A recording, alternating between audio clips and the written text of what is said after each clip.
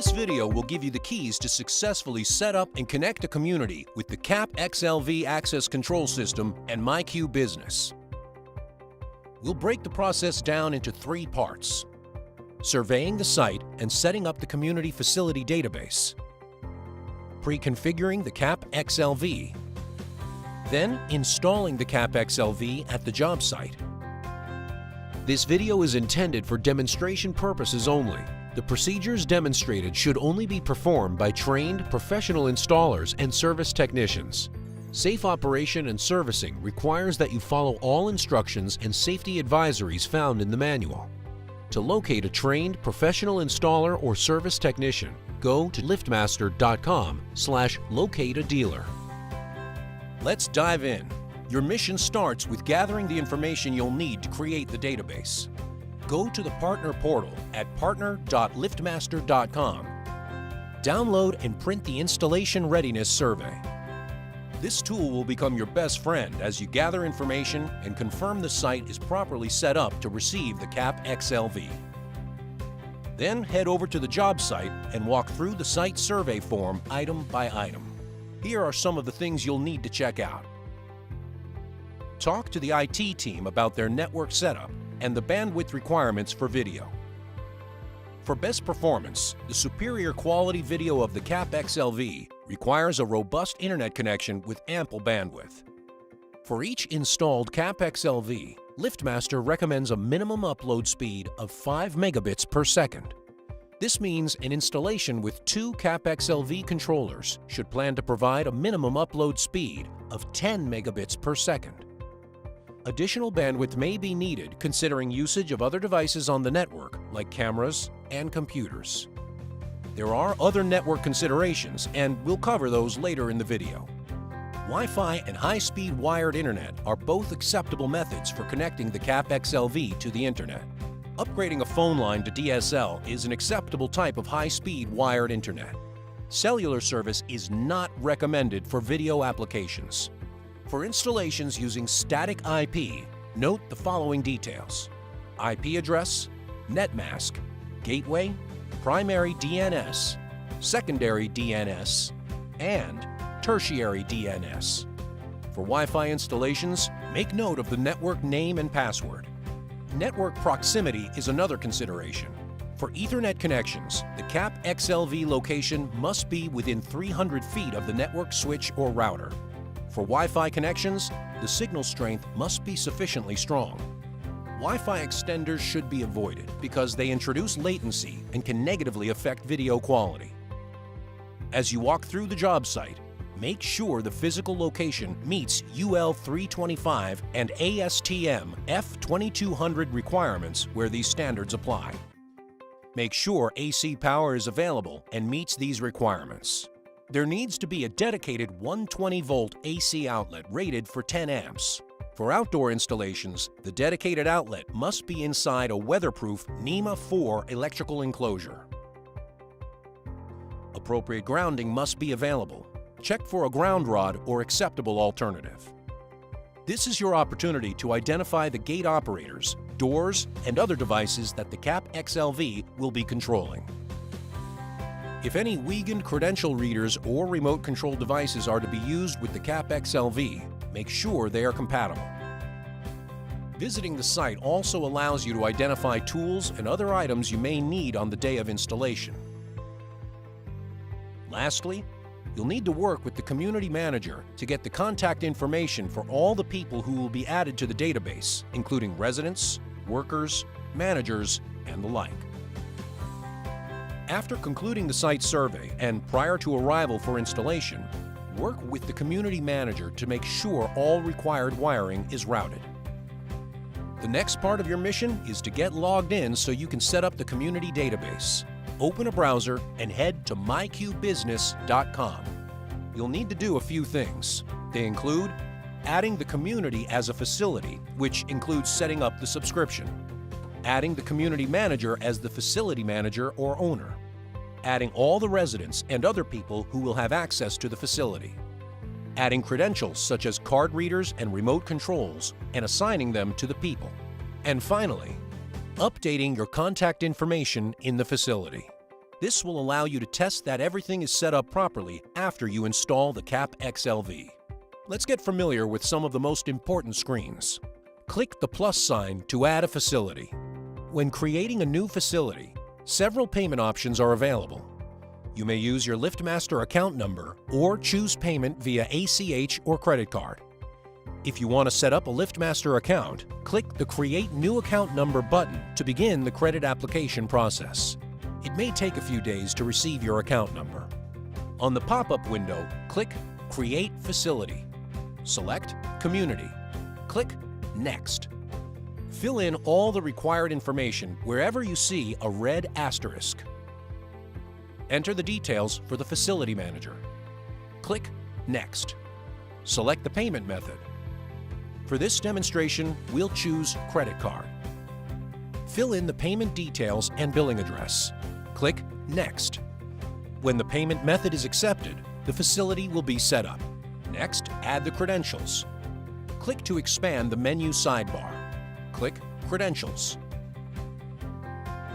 Click Add Credential. Select the credential type.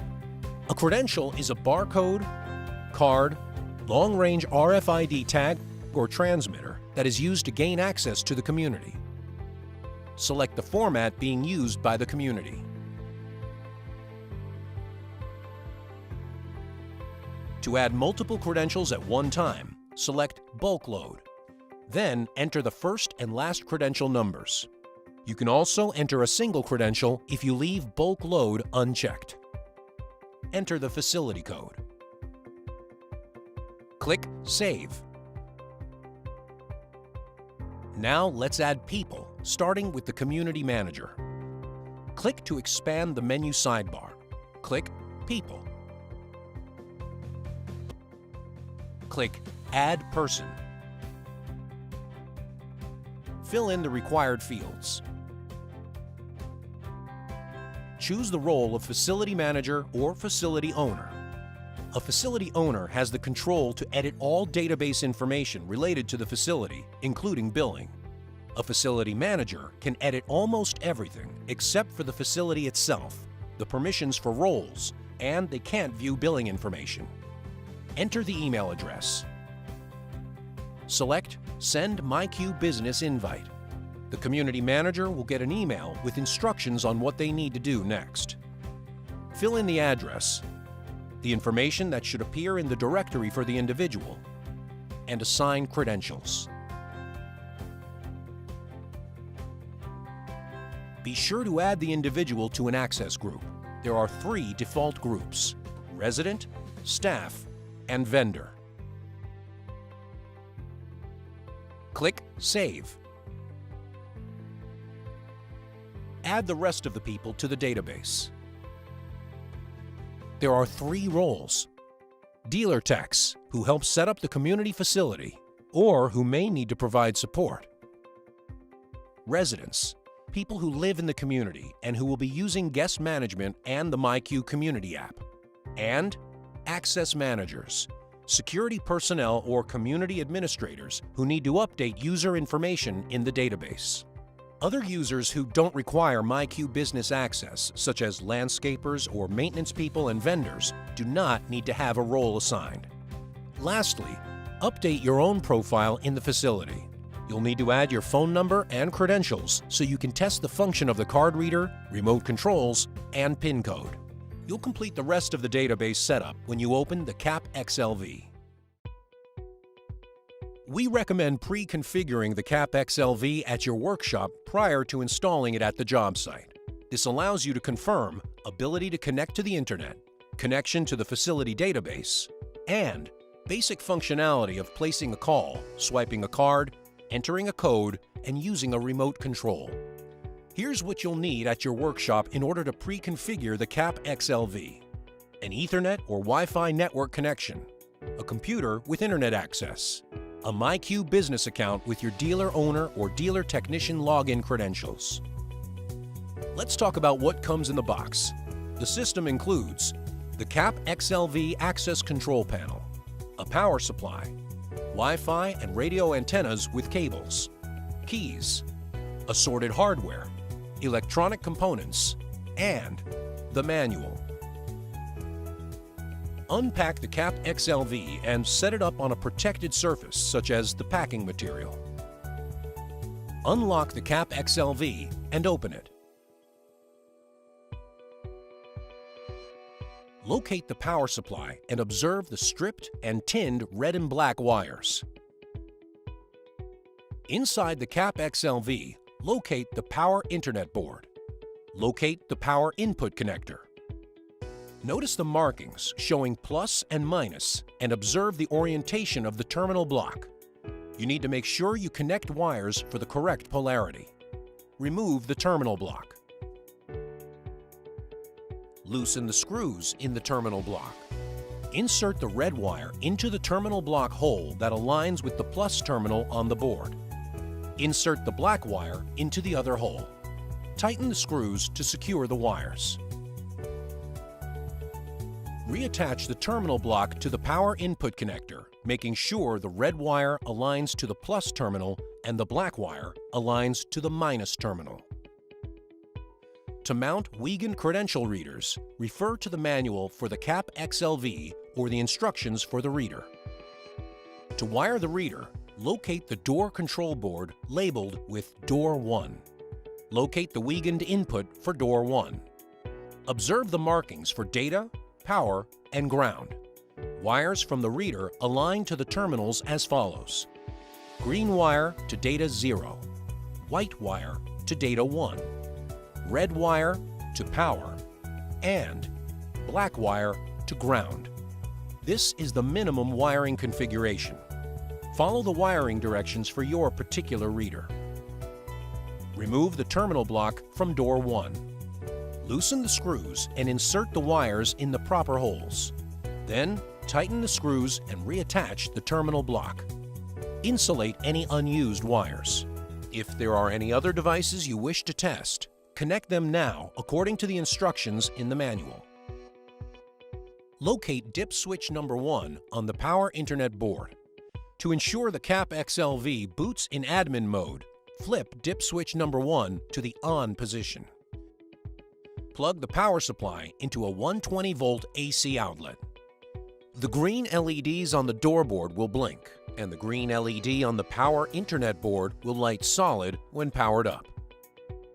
The CAPXLV will display the LiftMaster logo and other code while booting up. When the boot up is complete, you'll see a welcome message. For this demonstration, we'll be connecting to a wired network. Locate the LAN port on the power Internet board. Locate the LEDs on the Ethernet port on the control board. Connect the Ethernet cable from a hub, switch, or router to the LAN port on the power Internet board. When a connection to an active network device is established, the green LEDs on the Ethernet port will light up or flicker. If the green LED is not lit, first check that the router is powered up. Also check the connections on the CAPXLV and the router. Make a note of the CP number on the welcome screen. This also appears on a label inside the CAPXLV. Tap Continue to be taken to the network setup screen. On the display, select Wired Network. Then tap Next. The screen will update to show network connection status information. Tap Next to exit. It's time to add the controller to the database.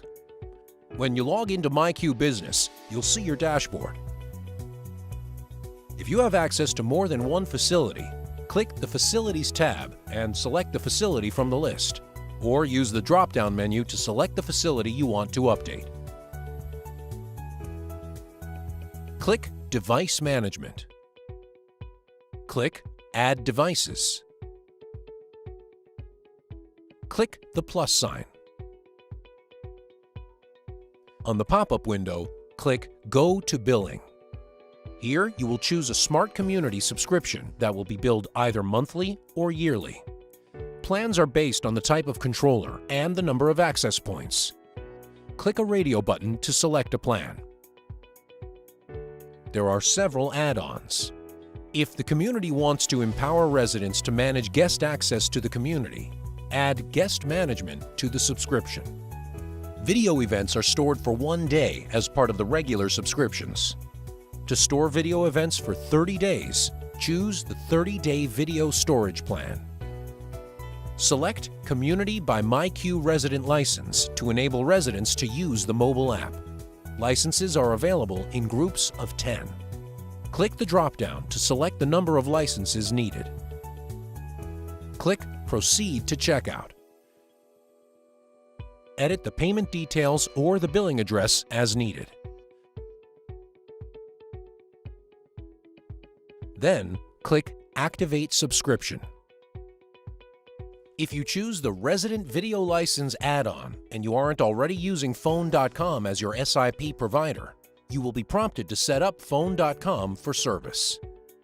On the Facility Audio and Video Call Setup screen, choose I already have a Phone.com account if you already have an account. Click Next and you will be prompted to log into your Phone.com account. Or select I need to register a new Phone.com account to set up a new account. Click Next. Enter your information. Agree to the terms and click Next. Your new phone number will be displayed. Click Next. Review your order and click Next. Enter your billing information. Then click Pay Now. You'll return to the People screen with a message prompting you to add a CAPXLV to enable resident video calling. Click Add Now. On the Add Device screen, click the plus sign next to the controller. Enter the CP number that was displayed on the CAPXLV. Enter a name for the controller. Click Save. The device is now listed in the Facility's Device Management tab. Select the device or entrance. You need to associate the Phone.com account with one or more doors. Click Call Settings. Click to allow access for the desired doors. Click Save. To view the live stream from the camera, click Video Settings. Click to view live video. This is also where you can enable recording of events. To confirm the camera is functioning correctly, tap Audio Video. The live stream from the camera will be displayed in the Camera Settings window. Exit admin mode by flipping dip switch number 1 to the off position. Log in to MyQ Business. By now, you've already set up the community database by adding residents, credentials, and more.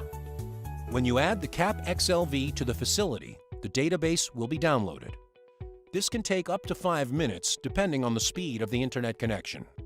Download is complete when the No Phone Service button changes to display Phone Call. Confirm the clock, welcome message, and background image are displaying the correct information.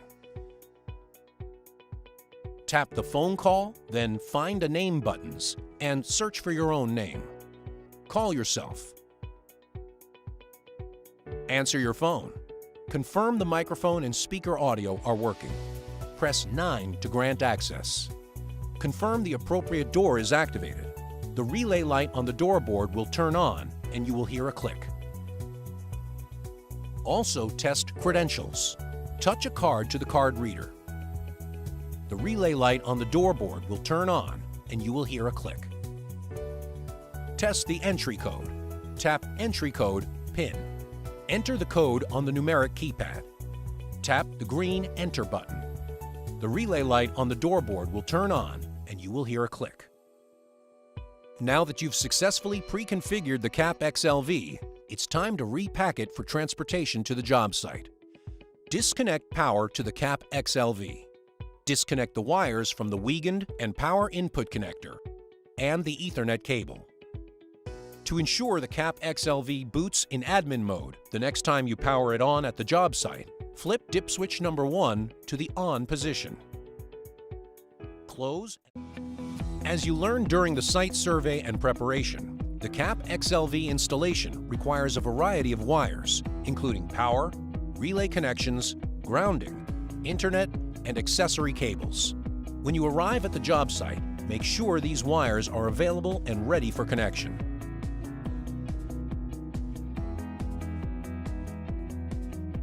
Open the door and lay the CAPXLV face down on a flat surface with the door hanging off the edge. Use the packing material, such as the box it was shipped in. Identify which knockouts need to be removed based on your application. For this installation, we'll punch 4 knockouts for mounting and the center knockout for wiring. Use a small center punch tool and mallet to carefully tap the knockouts.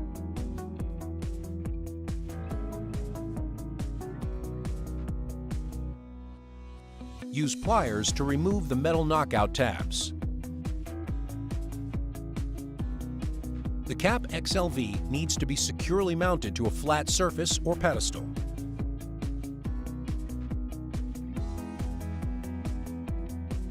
Use the CAPXLTK trim kit and back box when mounting in a recessed application.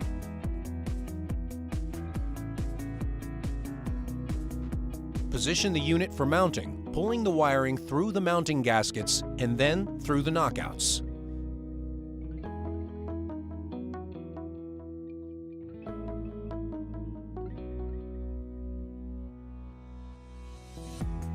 Secure the CAPXLV to the surface using the appropriate hardware for your application. Stainless steel hardware is recommended. Use of zinc-plated or galvanized hardware is not recommended because of the risk for rusting. Antennas are required for Wi-Fi network connection and Security Plus 2.0 radio remotes and wireless connection to LiftMaster gate operators. If both antennas will be used, these must be a minimum of 8 inches apart. Install the antennas on opposite sides of the CAPXLV. For the radio antenna, remove one of the 3/8" knockouts on the side or back of the CAPXLV. Secure the radio antenna cable to the desired knockout on the CAPXLV with the provided washer and nut.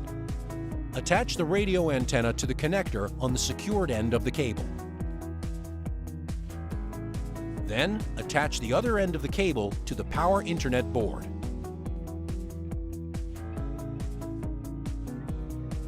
For the Wi-Fi antenna, remove one of the 1/4" knockouts on the side or back of the CAPXLV. Secure the Wi-Fi antenna cable to the desired knockout on the CAPXLV with the provided washer and nut. Attach the Wi-Fi antenna to the connector on the secured end of the cable. Then, attach the other end of the cable to the control board. If the antennas need to be mounted remotely, 15-foot extension cables are available from LiftMaster.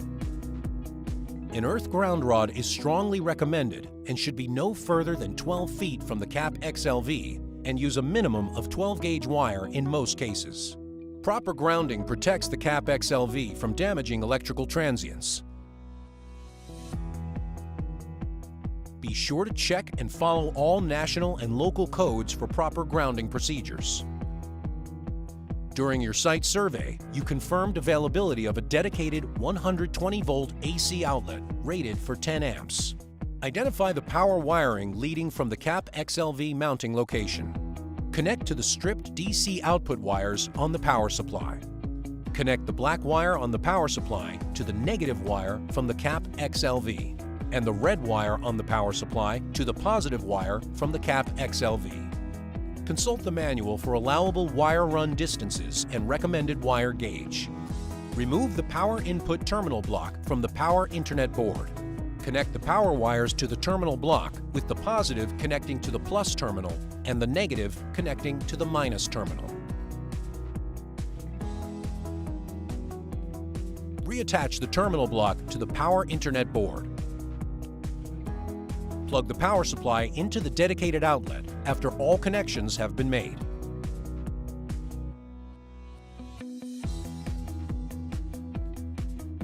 The CAPXLV will boot into admin mode. Let's get the network connection set up. Tap Network. Tap Change Network Settings. You'll be prompted to select the network type. There are 3 options: Wi-Fi network, wired network, which configures automatically, manual setup of a wired connection. For wired Ethernet connections, loop the Ethernet cable where the cable enters the CAPXLV. Then snap the ferrite core onto the looped cable. If you're connecting to a wired network for automatic configuration, or DHCP, first plug in the Ethernet cable. Then choose Wired Network and tap Next. Connecting to the network may take a few moments. The network status will show connected. Tap Next. If you want to manually connect to a wired network, first plug in the Ethernet cable. Choose Manual Setup, then tap Next. Fill in the fields for IP address, net mask, gateway, primary DNS, secondary DNS, tertiary DNS. Tap Next. Connecting to the network may take a few moments. The network status will show connected. Tap Next. If you're connecting using the Ethernet cable and the green LED is not lit, make sure the cable is firmly plugged in on both ends of the connection. Make sure that the router or switch is powered up. If the connection still isn't working, troubleshoot this with the assistance of the IT staff for the installation. Next, let's check the camera. On the display, press the Audio-Video button. You will be able to see the live feed from the camera. With the CAPXLV closed, verify the camera angle and image are optimal for your installation. To adjust the camera position, open the CAPXLV and loosen the 2 mounting screws. Adjust the position and tighten the screws. Then, close the CAPXLV. Next, disconnect all electrical power to the CAPXLV and any powered accessories, such as gate operators and door locks. One CAPXLV can control up to 4 doors. Follow the directions for wiring each door as demonstrated earlier in the video. Connect the gate operator or door lock wires to the primary relay. Most applications use the normally open and common. Remove the terminal block from the primary relay of the desired door. Insert the wires from the gate operator and secure with a small screwdriver.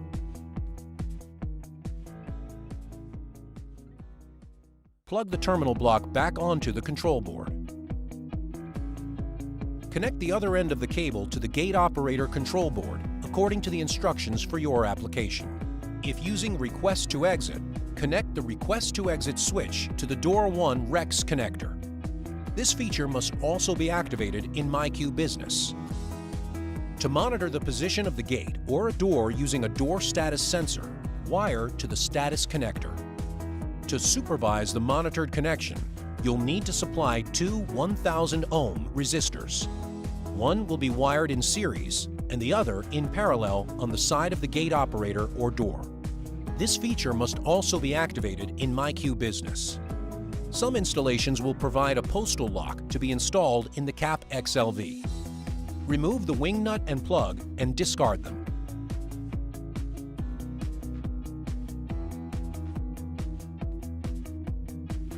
Remove the 4 mounting nuts from the studs. Secure the postal lock using the 4 nuts.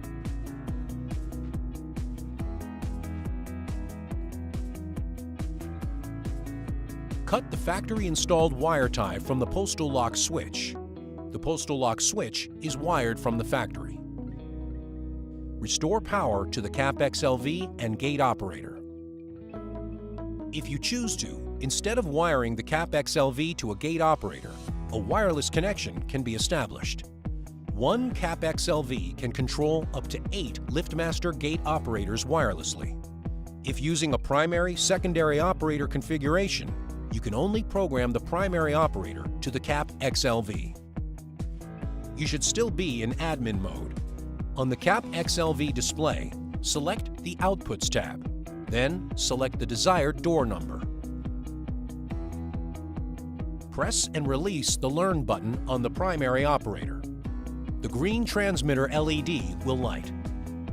Press and release the Learn button again on the primary operator. The yellow network LED will light. The operator will time out of programming mode after 180 seconds. Return to the CAPXLV and tap the Learn button on the display that corresponds to the primary or auxiliary relay.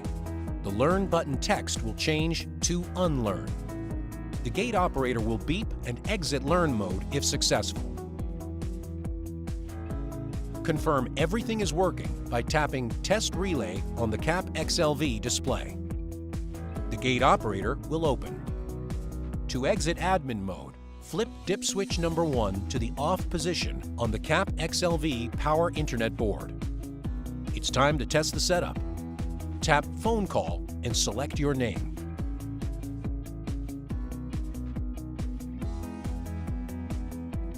Answer the phone and confirm two-way audio.